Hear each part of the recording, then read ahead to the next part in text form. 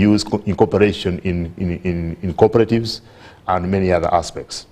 Now, addressing this, we look at the challenges that, that need to be addressed in order to make sure that cooperative education becomes sustainable and can drive what? Drive the change that we're talking about. Now, we shall get to the challenges just a little later. You are watching UBC TV, and as every Wednesday, we do have conversations that are related to the cooperative movement in Uganda. Now, what Mr. Alex Oriokot has just done is to paint an overview and a larger perspective of what harnessing cooperative education for growth and sustainability means. And in just a bit, we'll be looking at the challenges, but I want to come over to you, Miss Justine. And by the way, 0709602592 is the WhatsApp number that you should engage and be a part of the conversation. Coming to you, Miss Justine, in line with partnerships, which is your docket, how do you see cooperative education contributing to the sustainability of the cooperative movement in Uganda? Thank you so much, Julie. As Uganda Cooperative Alliance, we celebrate this milestone. If we are to get back to history, from 1913, when we had the first cooperative society in Uganda, Chinakulia, we did not have a formal institution. I think it was until the late 1940s that we saw the East African community come together, and the cooperative officers then, because the colonial government required that we should have cooperative officers who are skilled. So they came up with an idea. They proposed that they should budget for a college. At least we should have a college in the East African, which unites all the East African countries. That time it was Uganda, Tanganyika, and Kenya. So I think that helped us in the 1952. That's when we saw now that first college established in Kenya. And that was like the starting point of form, because formerly we were just having the commercial officers train maybe at the gombololas, school premises during holidays, in the garages. So that was a period that we saw now cooperative education taking root. And it's a big milestone to us. Later on, of course, in Uganda, Bukalasa came in Samizi, Chigumba Cooperative College, now we have Tororo, and we are advancing. We are pushing towards having even cooperative degrees in cooperatives. Personally, I studied in Deja University, a degree in cooperatives and agribusiness management. But we want to see, it's our prayer that we uplift our traditional colleges like Chigumba, like Tororo. Actually, we have an MOU with MUBS, Makerere Business School, and the University of Mosh. They also want to take it up. But it's very well to have Makerere Business School offer degrees and master's program, but also have our traditional institutions like Tororo and Chigumba also uplifted, like want them to offer the same degree courses from not only diploma and certificates. So as Uganda Cooperative Alliance, cooperative education, yes, is principle number 5, as my bishop. Sorry, in college we called them, when I was in Chigumba, we called them bishops, because they are the custodians of knowledge and they guide us through. So Mr. 2K, yes. When principle number 5, he talked about it, education, training, and information. This is because the framers at that time knew that we needed to have empowered people. And that's why as Uganda Cooperative, we are partnering with institutions such as Tororo, Chigumba, and MUBS, Uganda Makerere Business School. Of course, shall also approach in Deje, because we want Ugandans from wherever you are to access cooperative education. We want our commercial officers. Actually, the law talks about cooperative officers. That means in the training, but currently we have commercial officers who are taking up the role of cooperative officers in the districts, which is okay. But now we are saying, how do we help the commercial officers? How do we partner with these education institutions? How do we partner with them to help train, to give knowledge and skills to the commercial officers in different parts of the country, so that even when we are reaching out to the cooperators, they really know what, because this is a unique, it's a unique enterprise, as Mr. 2K has said. It's the principles, we have our own principles globally, we have our own values, so we want even that partnership with education institutions, with even government. We want to see people given, offered government sponsorship to to partake courses in cooperative education on government sponsorship. So this principle of education, even the law, when you look section 54, it talks about the education fund. So it is said we are required as cooperators to submit 1% of the cooperative the surplus to that fund to cater for cooperative education with the registrar. So the registrar's office is required to offer also cooperative education. But even when it gets back to the next, the other one was 54, I think section 55 of the Cooperative Societies Act, yes, cooperative member education, it stresses that member cooperatives should also offer training to its members. Actually, we are required to set aside 5% of each cooperative's budget to cooperative education among the cooperators, among the members. And actually, I saw that act, it says that ideally we should be even submitting returns to the registrar's office of maybe how many trainings we've had, what were the areas of specialization. So as cooperators in the country, as Uganda Cooperative Alliance, one of our key mandates, of course, is capacity building. We also conduct programs at regional level, but we cannot do it alone. So that's why we are tapping onto the partnership arm. We are partnering with even if we have Agritela, yes, which is also one of the partners that supports education and community mobilization. The institution, the cooperative colleges, they are being brought on board. We are calling upon the cooperative leaders in our different communities, especially the ones who are around the colleges. Please, let's have our board members, let's have the management, let's have the supervisory board attend these. We are going to design, we want to partner with the colleges to design short-term courses, so that maybe in a month or two. Personally, I attended one in Chigumba, and it enhanced my knowledge in cooperative education. So we want partners on board to have this knowledge disseminated to our cooperators. This will help us in so many ways. One, we want them to appreciate the model, fine, that is one of the benefits. But second, we also realize that there are gaps in governance in some of the cooperatives. So it's until someone appreciates the cooperative principles and the values that they will know how this model runs, that they will know that we are here to, in the cooperative sector, we aggregate, and we believe it also improves when there's cooperative education. We shall see our members even aggregating more, knowing how it's done. We shall see the markets expand and grow, because we shall be moving according to the principle, according to the guidelines of the cooperatives. And for us, we aim at member empowerment. We want our members empowered. We want to see that their incomes are improved using this model. So as Uganda Cooperative Alliance, it's our key mandate, and we thank you, BC, so much, because when you give us such a platform, you're also our partner in this. You're giving us a platform to reach out to the cooperators and tell them that, look, it's not just about waiting for the year to end, you hold the AGM, maybe some transport refund, but in the course of the year, how have you reached out to the cooperators? How are you telling them about the available market spaces? How are we promoting value addition?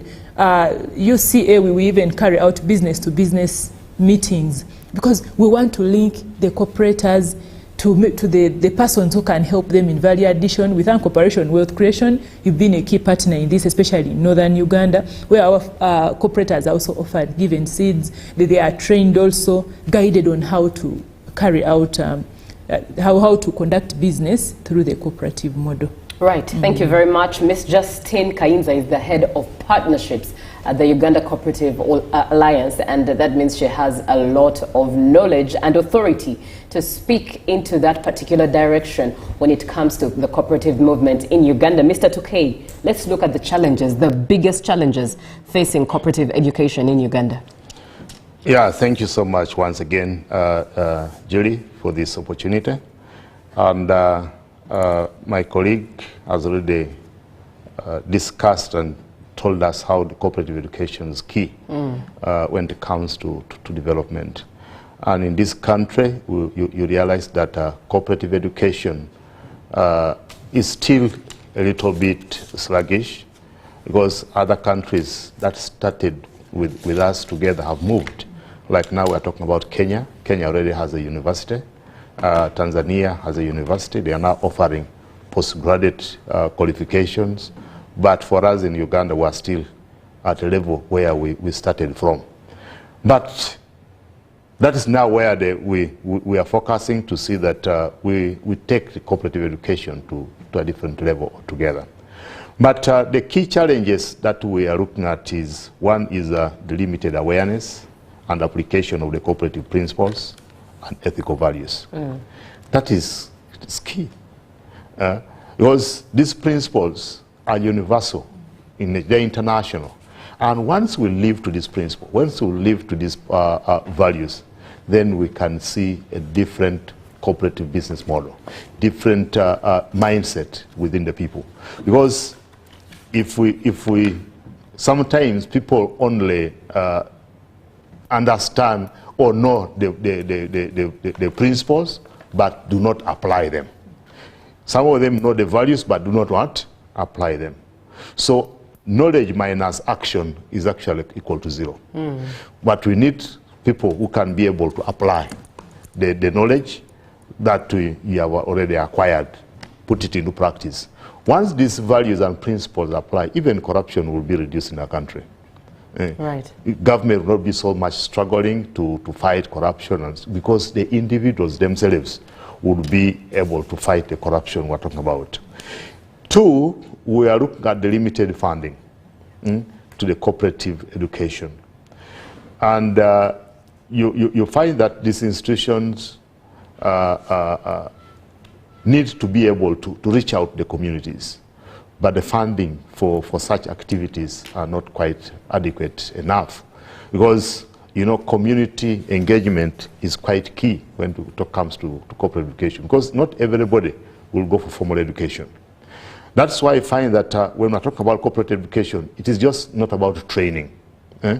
But it is about empowering people, individuals, members, to empowering them to talk about or to take advantage of the situations and be able to do their own growth and development.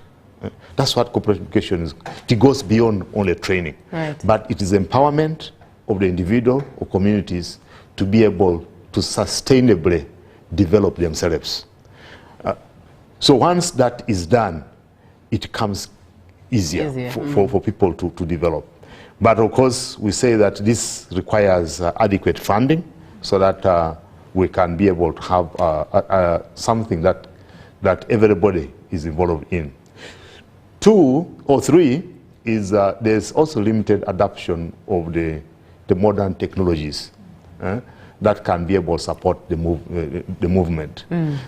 Today, we are talking about, at least you have heard Justin talking about business-to-business discussions, talking about e-commerce and so on, where you can be able to do business when you're even in your bedroom, but you're able to hook markets across the world.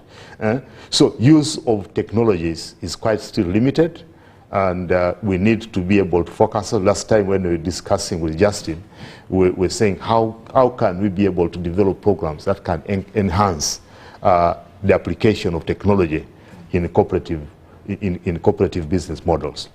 Then the other aspect is that there is also weak linkage between the cooperatives and higher institutions of learning. That is quite limited. Because you find that initially when the cooperative colleges were established, the focus was not just training people who come directly from senior 6 or senior 4 and so on to go to the institution.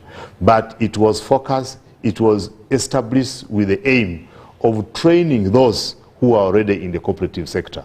And you will be seconded from the cooperative society, cooperative department, or a union, cooperative bank, for that case, to be trained.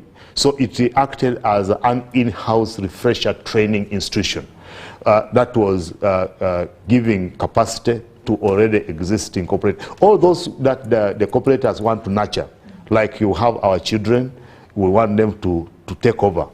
That's why I was talking of sustainability. The children should be able to take over when we exit, when we grow old.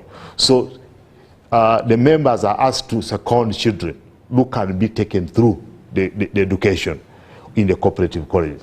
But that's not happening today because of limited funding. Right. And so you find that there are so many cooperative societies out there grappling on their own. The money that they set aside, even that fund, is quite limited. Others even don't provide.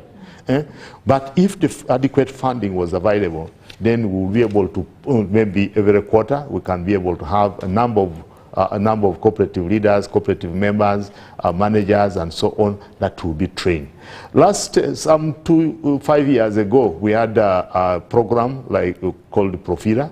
Profira gave us support. It was a government program with the support from development partners.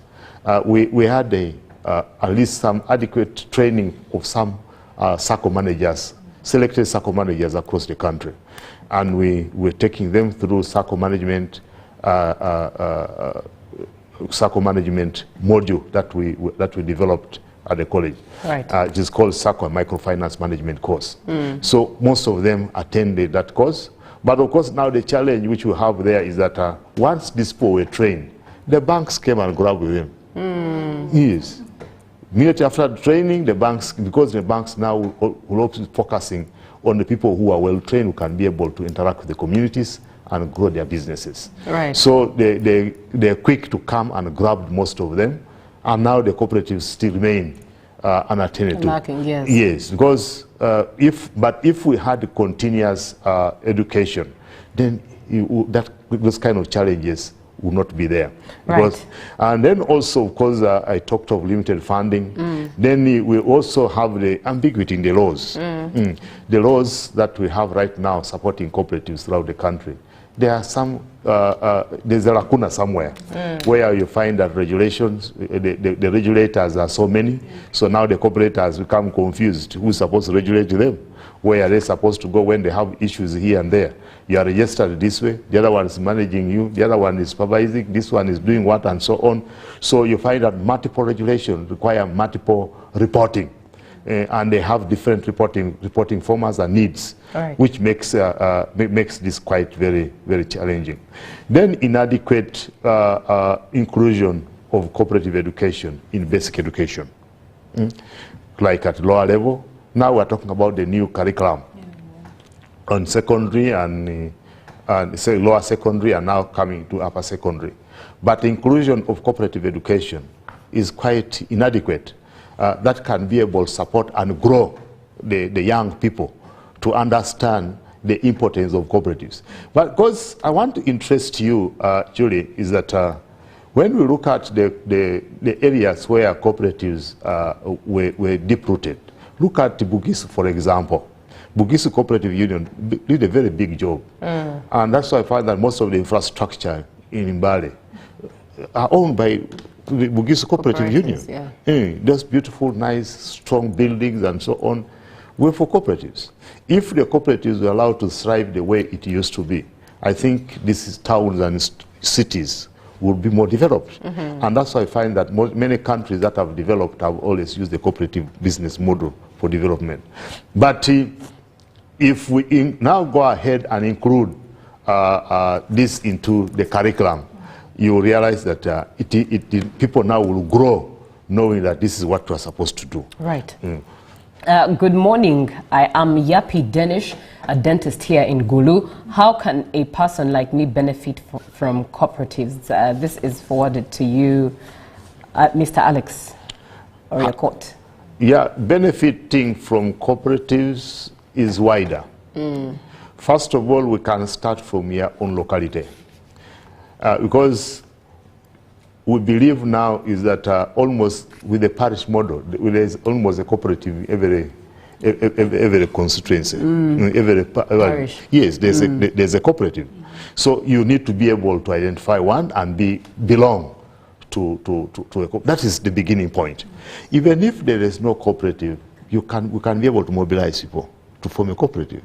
Because the cooperative is the easiest business model to start. You don't need huge sums of money that we need billions of shillings to start. No, we start with the minds, because that is what is key. Then two is that Dennis Ongolu can be able to widen his knowledge on cooperative, and by enrolling onto some of our programs. And the advantage we have is that we have courses right from certificate, diploma.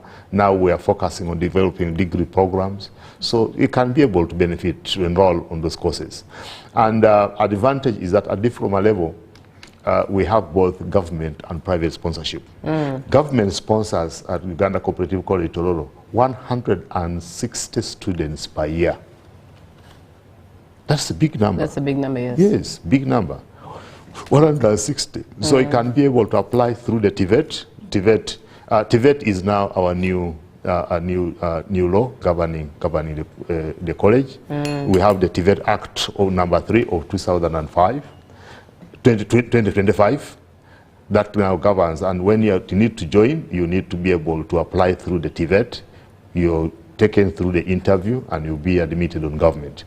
And when you miss government, there's also private sponsorship. And once you do that, ETN 83 07 22 29. I repeat, 0783 07 22 29.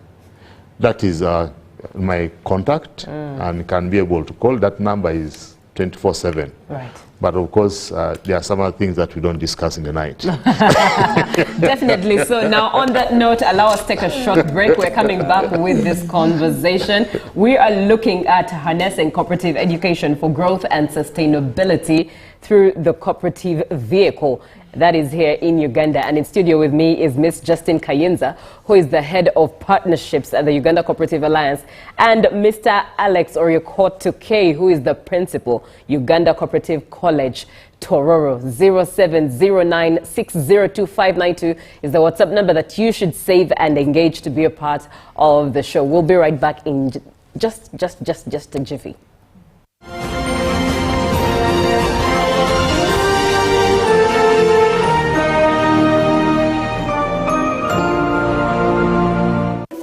In a nation hungry for truth, a world where every story matters, there exists a beacon of trust and reliability. For decades, they've been our voice and our window to the world, holding the mirror of our history. With 4 TV stations and 11 radio channels spanning 27 languages, they stand as guardians of information, defenders of truth. With Mascari Heritage Advantage, they uphold every citizen's right to reliable and free information. Their archive stories shaped our past and illuminate our present. Yet now, as new challenges arise and the world evolves, their mission faces its greatest test yet. Be part of our journey and let's navigate the unknown, uncover the untold, and safeguard our future together. Tune into your public broadcaster, for it is the intersection of trust and truth. Because to UBC, your story, and every voice matters. UBC, inspiring Uganda. Exercise can't be sustained. Eating can't be stopped. It's even harder to lose weight. Come and give it a try. Genshikang L-carnitine chromium capsules. Plant extract, scientific ratio. Take 3 capsules each time. The active ingredient accelerates fat burning.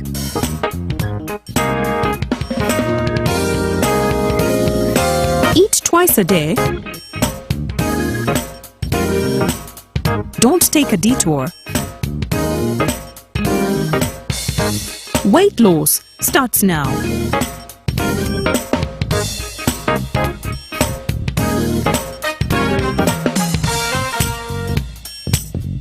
Genshikang L-carnitine with chromium capsules helps you stay in shape. Please follow medical advice when taking this product. For more information, visit our website www.hgo.com or call 0800 335555. Juko. Yo. Check the shopping, man. What's your secret? Haven't you heard of the parish development model, PDM? Yes, I did, but I thought it was just a talk. No, Sematia. It is real. I and a few friends together formed a circle, accessed money from the PDM, invested in a poultry project, and now things are moving. Juko, I thought I was one of your friends. You are. But you left me behind. I didn't leave you in poverty. What you do, just visit your LC2 chairperson and your parish chief and start the process of economic transformation. Just like that. The parish development model is an initiative from the government of Uganda through the Ministry of Local Government designed to transform all lives of Ugandans for the better. PDM, my parish, my development, my life.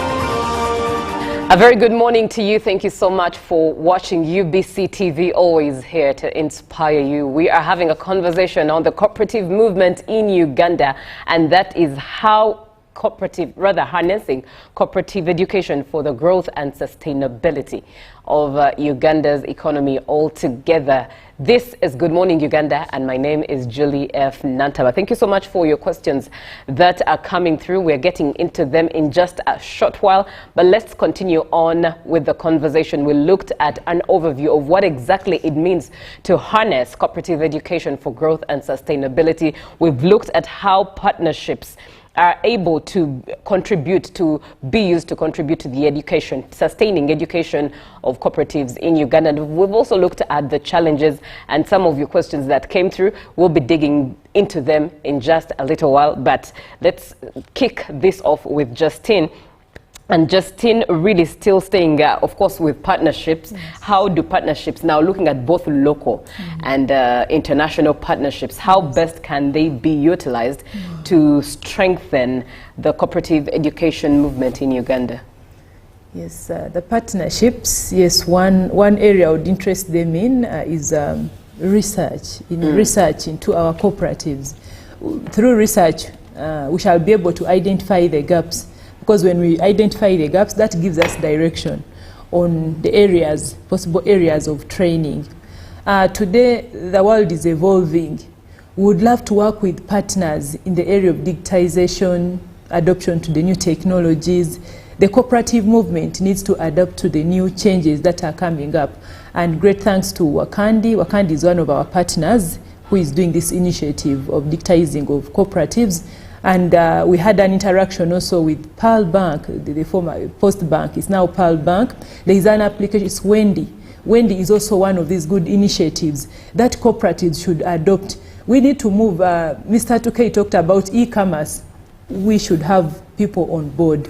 And then, Julie, in the area of inclusion, we should have the marginalized groups like the women and the youth. Let's interest them. And it's good that Mr. Tukey says that in the past, of course, we would identify the people in service who are already working with cooperatives. But he was briefing us during the break that now you can apply through TVET, even from senior 6. So you can pick interest. Dear cooperators out there, you have young people. These people are quick to get into technology and adopt so that it can in turn help our cooperatives. So let's tap into the opportunities. We have 160 vacancies which are offered for government in Toro Cooperative College. So why can't we give career? We should offer career guidance to these persons. So the area of reaching out to the marginalized groups is also a good area of partnership if the partners are to come on board. Then in the area of financial literacy, yes, this is one area in which we need partnerships. We need our cooperators to appreciate this model. And why we need financial literacy, because when you talk about, yes, the different nature, we have the circles, cooperatives are diverse, SACCOs are financial, the financial nature of cooperatives. But even in our other cooperatives, the different types, housing, whether energy, the workplaces, cooperatives, the formal, like the lawyers, you know, the medical workers, right. Those cooperatives, still they need financial literacy. That's why even government should take key, and I think that's one of the key pillars of the PDM, that the financial literacy, and this will help us to minimize these frauds, where they say these people are being cheated. One, if the members appreciate and understand the financial models and they understand how the cooperative is run, and also two, if the leadership, especially the board members, as you hold your AGMs, as do your training, let's also have board members who understand better how the finances move, because it will help in big role in oversight in these areas. Right, thank you very much. And somebody comes through and says, Julie, thank you for hosting Alex, a very relevant personnel in the cooperative movement in this country. Alex, I am a product of Bukalasa and Chigumba Cooperative Wing and College, respectively. After my graduation, I embarked on training the potential and the cooperatives that existed then under Ukusku programs, like you know. We really moved far in mid-western Uganda. My desire is government to revive the cooperative movement so that it can handle cooperatives other than depending on projects. This is Nyakahuma Charles from Fort Portal. And one that comes through for you, especially Justine, what initiative has Uganda Cooperative Alliance taken to revamp the old cooperative unions that seem to have gone out of function for years by not carrying out their work in regards to cooperative principles? Over to you, Justine. Yes, thank you. As Uganda Cooperative Alliance, I did mention in the start that one of our key roles is capacity building, resource mobilization, partnerships. Actually, in our strategic plan, we are emphasizing strengthening partnerships. So as Uganda Cooperative Alliance, we thank government so much because we've been given a subvention. We get some money through the Ministry of Trade, Industry and Cooperatives. And in our work plan, those are some of the items we plan for the trainings. I talked about the business to business. This year we were in Gulu. We were having an engagement. We also had the training in Kabale. So we schedule these trainings in the different regions, of course, depending on the resources in that quarter. Then we can see where to reach out. So one area, dear members, is we do train, we do carry out capacity building. Secondly, we're also partnering with other institutions, especially which are cooperative related, now like Tororo Cooperative College, Makere University Business School, to help, because as Uganda Cooperative Alliance, we cannot do it alone. And great thanks to Ukusku, the Union of SACCOs, because they're also doing great work in that area. And so these are some of the initiatives that we are carrying on to reach out to the cooperatives. And we thank UBC also. You've been a great partner, because this is also one of the platforms we are reaching out. You know, this is how also the cooperators are getting, like, oh, look, Uganda Cooperative Alliance is still alive. It's really carrying out so many programs. So you have given us a platform. These programs we conduct, at least those who tune in, they have lessons that they take home and they get through our contact. But for more engagement, please, let's reach out. Then we're also encouraging, actually through the models, we also encourage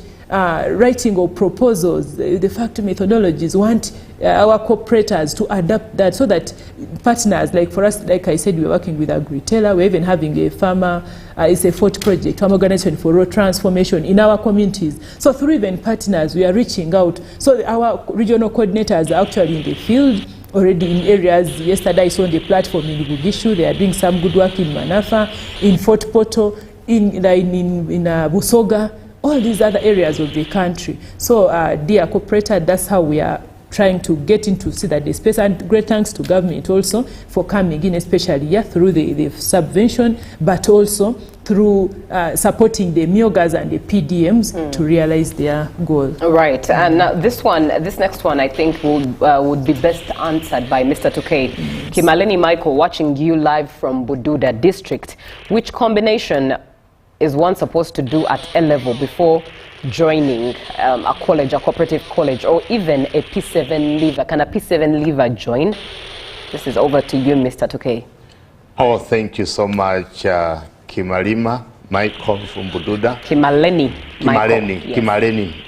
Michael from Bududa. That's quite a very good question. And when we are talking of joining the cooperative college, it is quite simple.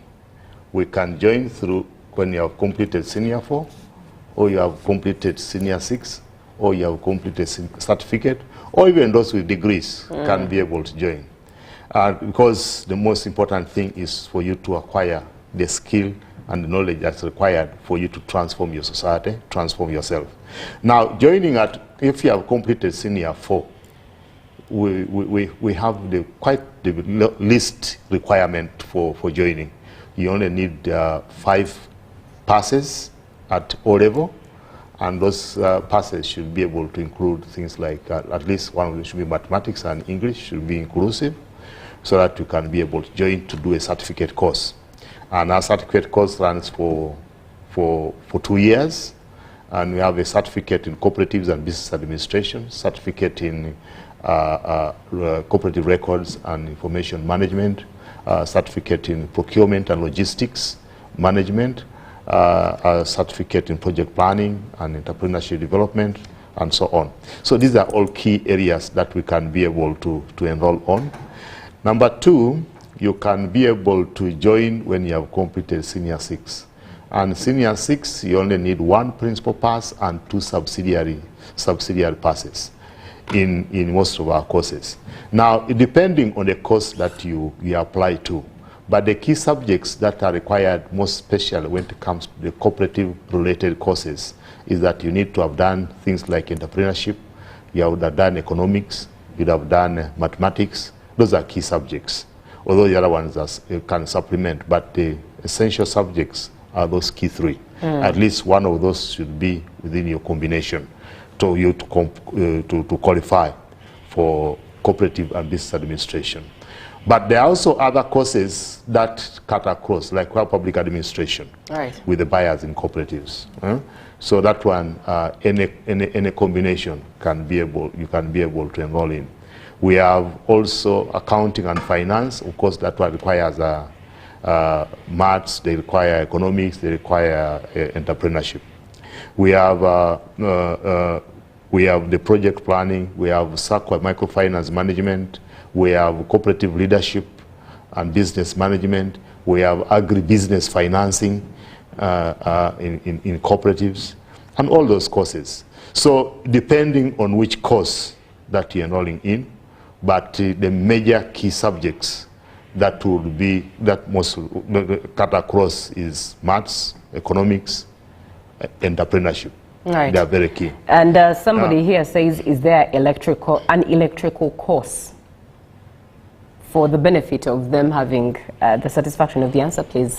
Yeah, electrical course. Right now we are not offering electrical courses. We are basically in cooperatives and business. That's where we are.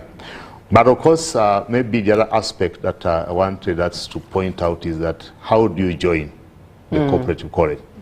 Initially, the requirement was that you could be able, if it is government sponsorship, you could be able to fill in job forms at A level, and now you go through the forms will go through the process, and you will be selected when you meet the minimum requirements and the cutoff points. You will be selected directly. But since March 15th this year, we have the new law that came into force. That is the TVET Act, the TVET Act of 2025, Act number 3 of 2025, which requires that for you to join on the TVET institutions, you should be able to fill in the TVET forms and go through the interview. Now, what happens? This now replaces the job that we used to have. And of course, this information is limited with our people out there. And we find that this year, many of those who did not have the information missed out in these admissions. But we tried to reach out to majority of them. And those who responded came in, they completed the application forms, they uploaded onto the admission portal of the ministry, and they were interviewed. We have 5 interview centers throughout the country that have been set by the ministry. One we have in Elgon Technical, we have Lila Technical, then we have Bushenyi, there is Nakawa here in Kampala, then there is the other side of Uchema. Those are the interview centers that we used this year. And so you can be able to go to the nearest interview center. Right. But when you apply, your application will be uploaded onto the system, the admission portal of the ministry. And you can be interviewed from any of the centers for the courses that you have applied. So once you go through the interview, then you'll be selected. What is the purpose of the interview? Sometimes people ask that, why are we going for interviews and so on. The interview is to get your readiness for the course.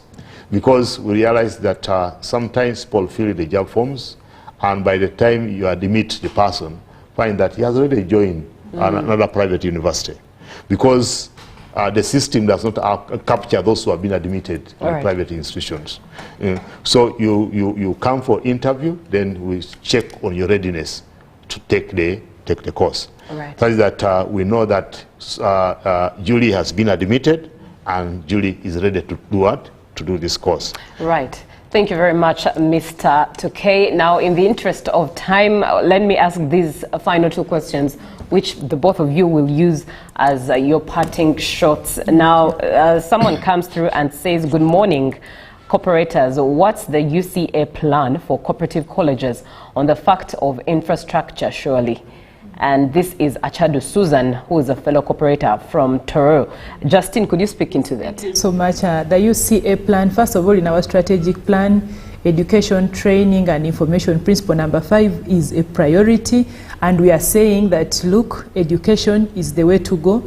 It is the tool that we shall use to sustain our cooperatives. There's a Chinese proverb which says that when we give man fish, that we shall have healed their hunger maybe for a day. But if we teach you how to fish, we shall have fed you for eternity. So we are saying, as cooperators out there, cooperative education is the tool that we are going to use to sustain our cooperatives. Right. And Mr. Tukey, this you should use as your parting shot as well. And this is Cherotich Isaac from Queen. I do really appreciate the discussion there. I have heard you talked about most regions in Uganda, but you haven't cited Sebei region as a whole, and yet we do a lot of farming and prices also are not favoring. What would you tell Cherotich? Cherotich, thank you so much, Cherotich. You do farming and get a lot of agri products, like I know they have a lot of Irish and maize and so on. Getting onto the market these days is quite challenging, goes when you market individually. But I would always encourage that Cherotich with the community should be able to form an area cooperative enterprise, which will be able to help them market their produce. If they have a challenge of forming it, we can be available with the UCA to guide them on how to form an area cooperative enterprise that will be able to help them in the marketing. Right. But of course, also as a way forward, generally in the cooperative movement, I would feel that for us to be sustainable and grow with the cooperative education, then it should be mainstreamed in the curriculum at all levels, strengthening partnerships with the government, cooperatives, academia, and development partners to drive cooperative education. Provide continuous education for cooperative leaders, members, and so on, and then embrace the digital platforms. Will be key for us. And Uganda Cooperative College Tororo and Kikuma is available together with UCA to give you an insight onto the cooperatives and to drive the cooperative movement forward. Right. Thank and for more information, to reach out to Mr. Tukey if you want to join the education line of the cooperative movement, 0783072229. Be able to call him and engage him on a conversation. At that, this brings us to the end of the show. A major shout out to my father who's watching the show and following. Thank you so much, Dad, for being on and following. Up next is JMU Extra. Good morning. Thank you.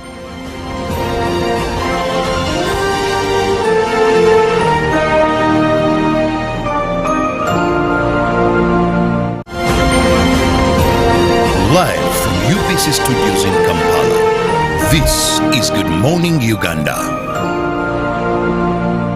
Step into a world of excellence, comfort and pride with Royal Foam Furniture, crafted to perfection right here in Uganda. We bring you state-of-the-art living room furniture and bedding products at affordable prices. Our wide variety of mattresses include orthopedic, pillow top, spring mattresses suitable for institutions like hotels and many others for home comfort.